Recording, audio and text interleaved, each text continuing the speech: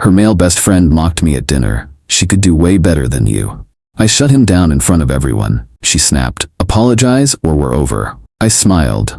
I didn't say a word, but when she came home weeks later, she finally learned what done really means. For 3 years, my life with Anna was good. Great, even. I'm a lawyer, so my day job is basically wading through the worst parts of human nature. Coming home to her was like taking a breath of fresh air. She was a paralegal, smart as a whip, and had this fire in her to go to law school and make a name for herself. I loved that about her. We were a team, building a life in a house I'd spent years restoring. It felt solid, real. I wasn't just paying bills for a girlfriend, I was investing in the woman I was going to marry. But there was always this static, a low-level hum of something not being quite right. And that static had a name, Leo. Leo was her best friend from college. He was a graphic designer, one of those guys who calls himself an artist and acts like working a 9-to-5 is a fate worse than death. Meanwhile, he was designing menus for taco joints to barely make his rent. To hear Anna tell it, he was her ride or die, her platonic soulmate, the guy who protected her. To me, he was a leech with a superiority complex, and he had made it his life's mission to undermine our relationship. He was a pro at it, I'll give him that. He never did anything you could call him out on directly. It was all subtle digs, little poison darts disguised as compliments. Her ex-boyfriend, Alex, a musician who'd broken her heart, was his favorite topic. If I took Anna on a nice vacation to Mexico, Leo would find a way to bring up some spontaneous camping trip he and Anna took once. "Remember that, Anna?" he'd say, all wistful. "You can't plan moments like that. You just have to be with someone who gets your free spirit." The message was always the same. I was the boring, safe choice, and he was the gatekeeper to the exciting life she was leaving behind. And Anna? She ate it up with a spoon. She was completely snowed by his protective friend act. Anytime I'd even hint that he was out of line, she'd get defensive. "He's just being Leo. He was there for me when Alex shattered my heart. He's just worried about me. He's family, Jack. I'm a patient guy. You have to be in my line of work. You don't jump on the first piece of evidence. You wait. You let the other side talk. You let them build their own case against themselves, and you wait for them to hand you the rope." I waited for Leo to hand me the rope. The moment came a month ago. I'd just won the biggest case of my career. 6 months of my life, gone. Countless sleepless nights, weekends spent buried in paperwork. But we won, and it was a huge deal for my firm and for me. To celebrate, I threw a dinner party. My closest friends, the ones who'd barely seen me for half a year, were all there. And because I was still trying to be the good guy, I told Anna to invite her friends, which of course meant Leo was coming. The night was perfect. The house was full of good people, the expensive wine I'd been saving was open, and I was actually relaxing for the first time in what felt like forever. Leo naturally was soaking up the free booze and acting like he co-owned the place. He got a few drinks in him and decided it was time for a performance. He started on some long, boring tangent about an art exhibit, which was really just an excuse to talk about the difference between creators and suits. "It's just a different way of seeing the world," he said, looking right at me. "Some of us are driven by passion, by art. Others are more practical." He took a long, slow sip of my wine. My friends knew his game and were shooting him looks that could curdle milk. I just gave him a tight smile and refused to engage. But he wasn't done. He turned to Anna, putting on his best concerned friend face. "I just hope you're happy, Anna," he said, his voice dripping with fake sincerity. "I mean, Jack's a great guy. He's stable, he's a provider, he's reliable." He said reliable like it was a dirty word. Then he paused, looked me dead in the eye, and let a smug little smirk spread across his face. "But you've got to admit, she could do way better than you." And there it was.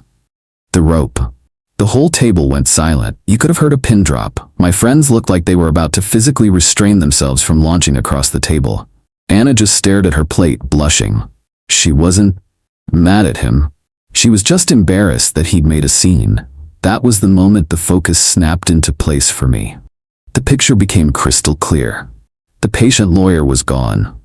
The man who had just been fundamentally disrespected in his own home, in front of his friends, by a man who was living off his generosity, was now running the show. I put my fork and knife down, very slowly. I folded my hands on the table and fixed my eyes on Leo. The friendly host had left the building. The prosecutor had just taken his place at the podium. "That's a bold claim, Leo," I said. My voice was dangerously quiet. "I'm interested in your reasoning. In your expert opinion, what does a better man for Anna look like? Please, be specific. Lay out the criteria for me." Leo was completely thrown. He was geared up for a shouting match. He wasn't prepared for a calm, methodical cross-examination. Well, he stammered, "someone more on her level. A creative, someone who gets her." "I see," I said, nodding. "So the main qualification is being a creative. An interesting theory. And I assume you see yourself as fitting this description?" "I think I understand her better than anyone," he said, puffing out his chest. "Perfect," I said. "So you're the gold standard. Let's examine that. Let's add a few other factors to this analysis. Let's talk about something more concrete than vibes. Let's talk about investment. As everyone here knows, Anna is in her second year of law school. It's a top-tier program with a price tag to match. I'm paying for that, the whole thing. It's a major investment of capital, of course, but it's also an investment of faith. Faith in her and faith in our future together. So my question for you, Leo, as the self-appointed gold standard of what's better for Anna, is this.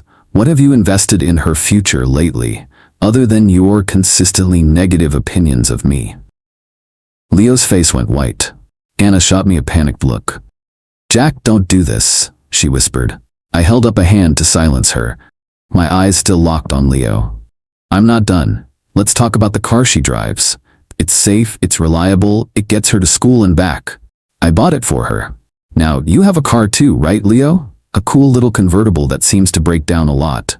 In fact, Anna has had to loan you money for repairs at least 3 times in the last 6 months, hasn't she? Money that she took from the household account that, by the way, I'm the only one who deposits into. So in a very real sense, Leo, I'm not just investing in Anna's future, I'm also paying to keep your little hipster mobile on the road. You're welcome." One of my buddies at the table actually snorted with laughter before covering it with a cough. Leo looked like he'd been slapped. "And finally," I said, leaning forward, my voice dropping, "let's talk about this house. The roof over her head. I own it, I pay the mortgage, I fix the things that break. You, on the other hand, have been late on your rent so many times that Anna has had to cover for you, again, with money that I earned. So let me just summarize your argument for the jury, for the table. Your position is that a man who provides a stable home, a reliable car, and a fully funded, top-tier education is an inferior choice for Anna, and that a better man, by your definition, is one who is a financial black hole, who drains her resources, and who repays her kindness by systematically trying to sabotage her relationship out of what can only be a pathetic, transparent, and deeply creepy obsession. Is that a fair and accurate summary of your position, Leo?" I leaned back. The closing argument was done. The room was utterly silent. Leo was a broken man, a witness who had just been torn to shreds on the stand. He just sat there, humiliated, unable to speak. I looked at my friends who were all staring at Leo with open contempt. Then I looked at Anna. Her face was a storm of emotions, but the one that won, the one that broke through the shock and embarrassment, wasn't relief. It wasn't gratitude. It was pure, white-hot fury. She shot up from her chair, the legs scraping violently against the floor. Her whole body was shaking. "I cannot believe you just did that," she hissed. "You humiliated him, in front of everyone." "He humiliated himself, Anna," I said, my voice tired now. "I just presented the evidence." "Apologize to him," she demanded, her eyes blazing with a fire that was aimed entirely at me.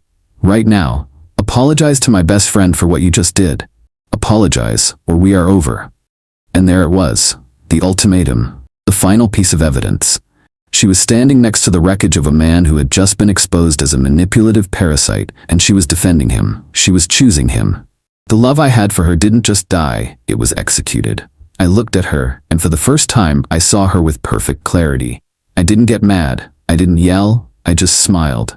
A small, sad, and completely final smile. I didn't say another word. I stood up, picked up my wine glass, and walked into the kitchen, leaving her standing alone in the silent dining room. The case was closed. The verdict was in. The aftermath of that dinner was swift. Anna and Leo left together in a cloud of drama. She moved in with him that night, a decision I'm sure was made in the heat of her rage and his humiliation. In her mind, she'd thrown down the gauntlet. She was waiting for me to come crawling back, to apologize, to do whatever it took to fix what I had broken. She had no idea that I had simply accepted her terms. For 2 weeks I went completely dark. I didn't answer her calls. I didn't reply to the barrage of angry, then confused, then pleading texts. I ignored the mutual friends she sent to plead her case. I was a ghost. Instead of chasing her, I got to work. My house, which had felt like our home, now felt like a crime scene. I spent a weekend methodically packing every single thing she owned into boxes. It wasn't an angry act, it was a cleansing. I was an executor, settling the estate of a dead relationship. When I was done, I stacked the boxes in the spare room, changed all the locks, and reset the security codes. Then I made 2 phone calls. They were not pleasant, but they were necessary. They were the logical consequences of the verdict she had delivered at that dinner party. The first call was to the dean of admissions at her law school. I had a good relationship with him from my alumni work. I explained in calm, professional terms that due to a permanent change in my personal circumstances, the private scholarship fund I had set up to cover Anna's tuition was being dissolved, effective immediately. The second call was to the managing partner at my firm. I had pulled a lot of strings to get Anna a coveted summer internship there. It was a career maker. I explained that a severe and irreconcilable personal conflict of interest had arisen, and the offer had to be rescinded. I took no joy in this, but my support for her was based on the foundation of our partnership. She had taken a sledgehammer to that foundation. She could no longer live in the house. Exactly 2 weeks after the dinner, she showed up at my door. I watched her on the security camera fumbling with her key, her confusion turning to anger when it didn't work. She finally rang the bell. I opened the door, leaving the security chain on. She looked awful. The righteous anger was gone, replaced by a weary desperation. The reality of living with a broke narcissistic artist had clearly been a harsh one. "Jack, we need to talk," she said. "No, Anna, we don't," I replied. "You made your choice. The conversation is over." "You can't just throw away 3 years over one fight," she pleaded, tears starting to form. I was angry. I wasn't thinking. "It wasn't a fight," I said. "It was a moment of truth. You were given a clear choice between your partner and the man who has been trying to destroy our relationship, and you chose him. You demanded that I apologize to him. You chose to defend the parasite. That's not something I can forget." The panic was starting to set in as she realized I wasn't budging. "But everything we planned," she stammered. "Law school, the internship?" "Yes, about that," I said, letting the silence stretch. "The tuition for your final semester is due next week, isn't it? I hope you and Leo have a plan for that because my investment in our future has been terminated." Her face went white. "What?" she whispered. "And the internship at my firm," I continued, relentlessly. "That offer has been rescinded. The firm takes conflicts of interest very seriously." She actually stumbled back, her hand flying to her mouth. The internship was her golden ticket. The future she had been so sure of was evaporating before her eyes. "You can't do that," she whispered, her voice breaking. "Jack, please, you can't." "I already have," I said. "Actions have consequences. You gave me an ultimatum. Apologize or we're over. I chose over. Now you get to live with the consequences. Go ask Leo for help, the man who is so much better than me. I'm sure his creative genius includes a plan to pay for your $50,000 tuition and replace the career you just lost." I closed the door on her tear-streaked face. I didn't feel happy. I didn't feel sad. I just felt quiet.